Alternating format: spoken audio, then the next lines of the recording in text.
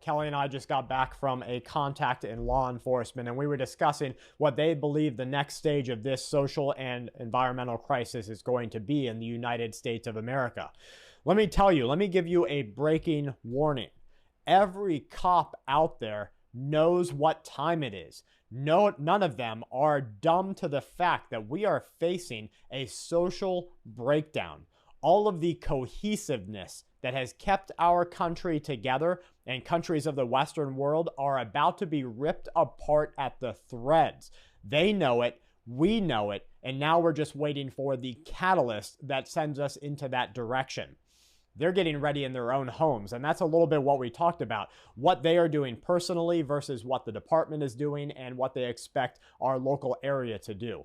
Inside their own homes, they are telling their wives to get ready. They are telling their mothers and fathers to get ready, and they are telling their children to get ready. We talked about sending their kids off to the range with them. We talked about spending time at the range with their family members. Guys, we live in a very self-defense, tool-heavy environment. There are going to be so many lead shots around the country, so much brass smacking the ground in the United States of America when this finally pops off, that it's going to look like a war has ravaged this country for the last, 2-3 years. You will literally see the gutters of your streets littered with brass and blood stains. That's what they're concerned about.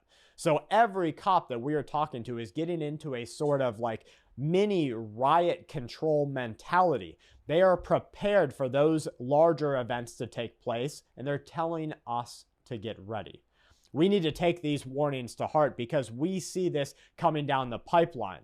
A large percentage of our population believes that we are at the point of civil war. An even larger percentage of our population believes that this empire, the United States dollar, and its ruling capabilities around our planet are at an end. And we are starting to see China, Russia, and other countries bolster change. And this change is going to react negatively for our future. So these cops are getting ready, and what we talked about was a little bit of training that we could do together in our local area, and that's what building a local operating force is about. It doesn't have to be only police officers. It doesn't have to be only SWAT guys. It doesn't have to be only military, not only EMTs, not only doctors, not only electricians, not only plumbers.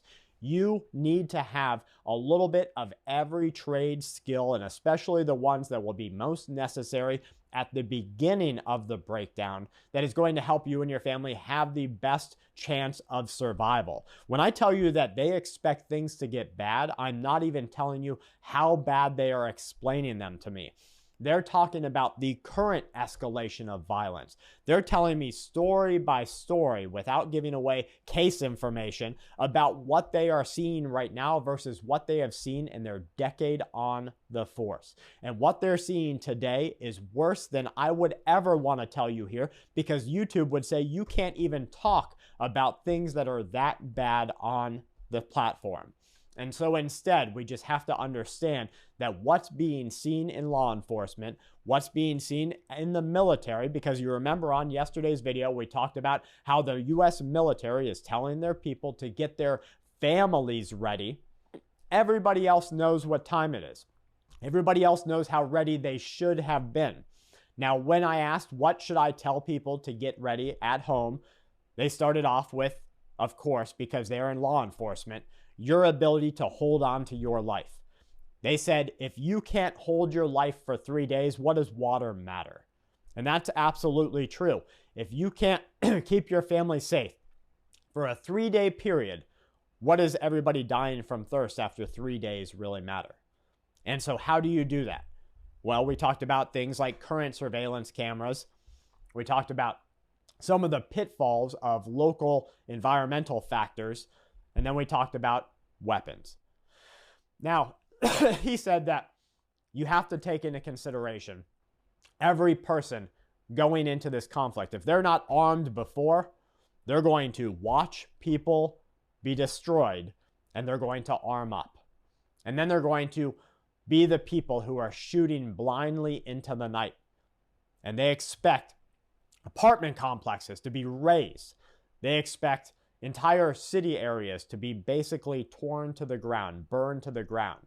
Now, what he said you wouldn't expect is that the urban areas are expected to be some of the most well-protected and untouched areas. Why?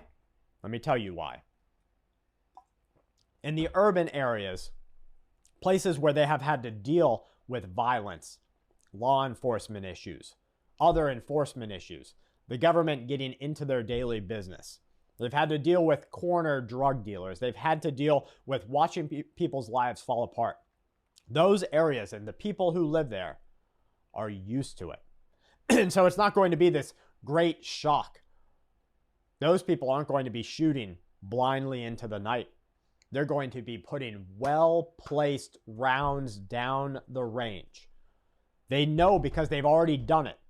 They know because that's the life they live today.